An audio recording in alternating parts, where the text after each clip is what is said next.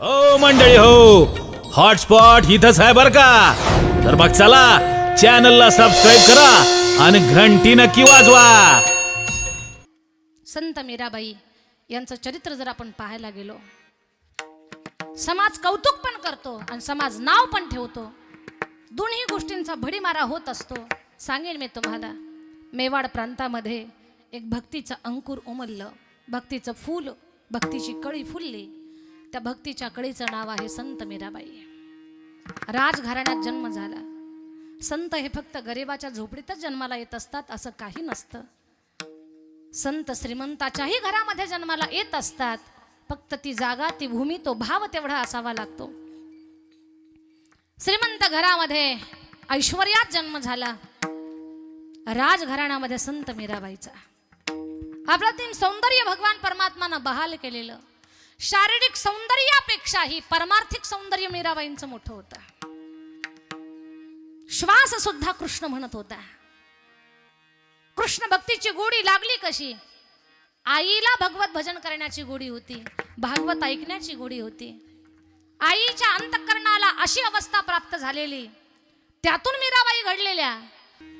मीराबाईनं कृष्ण भक्तीमध्ये वाहून घेतलेलं. लहान आहेत मीराबाई, ऐका ना. मैत्रिणीचं लग्न होतं, वऱ्हाडी जमा झाले होते, मैत्रिणीचा शृंगार केला होता, सुंदर वस्त्र तिच्या अंगावरती घातलेलं होतं. नवरीची जी ओढणी असते ती तिच्या डोक्यावरती चुनरी होती. तिचा पती घोड्यावर बसलेला होता. सनई चौघड्या वाजत होत्या. सगळी गर्दीच होती तिथे. आणि दुरून उंच माडीवरनं मीराबाईंनी पाहिलं. आईला विचारलं, आई ही गर्दी कसली आहे? बाळा, तुझ्या सखीचं लग्न आहे. लग्नामध्ये एवढ्या सगळ्या लोकांची गर्दी असते. आई, तो घोड्यावर बसलेला, डोक्याला बाशिंग बांधलेला, तो कोण आहे?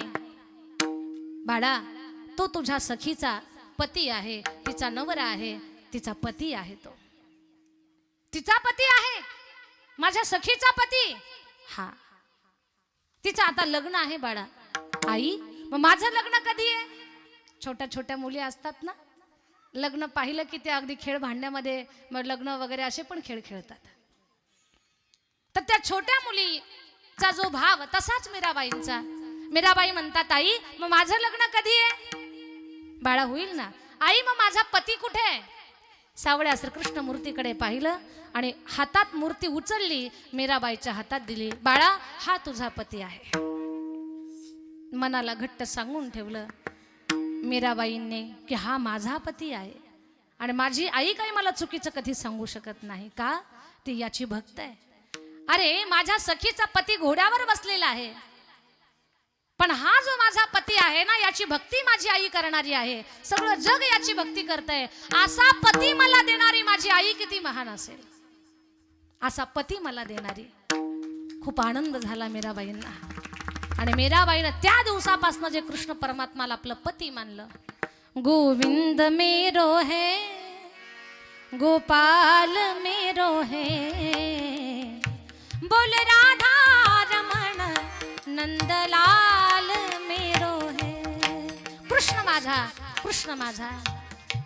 भगवान परमात्माला पती मानलं. आता मीराबाई आपल्या पतीची जाहिरात करू लागल्या. गल्लीमध्ये सांगू लागल्या, हा माझा पती आहे, कृष्ण माझा पती आहे. लहान असल्यामुळे लोकांना कौतुक वाटायचं.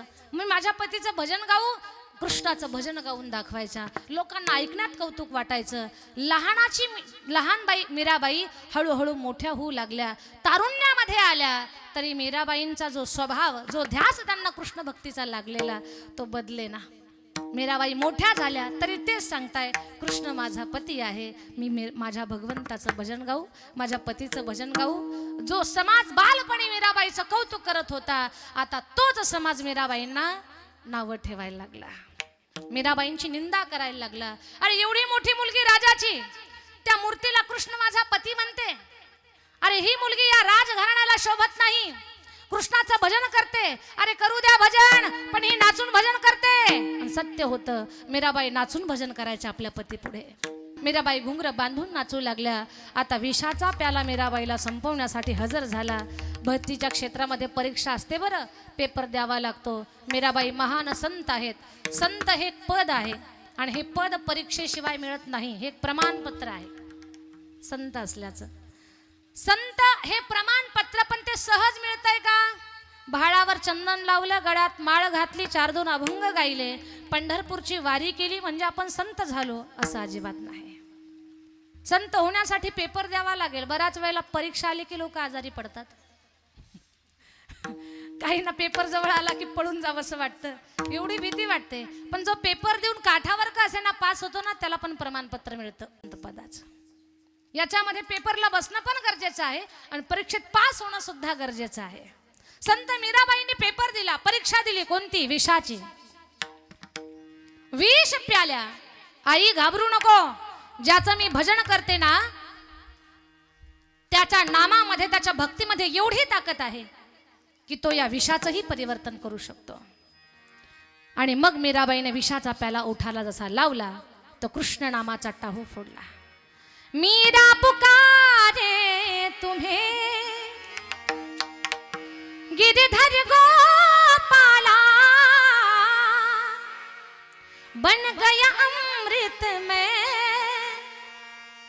विष का भरा प्याला, विष का भरा प्याला, कौन मिटाए उसे जिसे तूने राख लिया, सब दुख दूर हुए जब तेरा नाम लिया. मीराबाईनं भजन गात नामस्मरण करत विष पिल्या. मीराबाई शांत झाल्या. मीराबाईच्या आईला चिंता वाटली, माझ्या लेकराच्या ओठाला मी विष लावलं, आई हे पात्र कलंकित होणार आता जगामध्ये. वाईट वाटलं, रडू लागल्या, हंबरडा फोडला. पण पुन्हा लक्षात आलं माझ्या लेकराचा कृष्ण भक्तीवरती किती विश्वास होता. कानामध्ये कृष्ण शब्दाचा उच्चार केला. जसा कृष्ण शब्दाचा उच्चार ते नामामृत कानामध्ये पडलं तर विष त्या ठिकाणी हलकं झालं आणि मीराबाई झोपेतून जाग्या व्हाव्यात तशा उठून बसल्या. आणि मीराबाई उठल्या तशा शांत नाही बसल्या, नाचून भजन करायला लागल्या. मीराबाईंचं उदाहरण का सांगितलं मी तुम्हाला? जग स्तुती पण करतं, जग निंदा पण करतं. तर चांगलं काम करा किंवा वाईट काम करा, लोक नाव ठेवल्याशिवाय राहत नाहीत. आणि त्या गवळणीला भीती वाटली, महाराज नोहे बरा लौकिक, आणि माझ्याबद्दल तर बाहेर सांगू नका, पारखी यासी सांगता गोष्टी घरची कुठे खातील.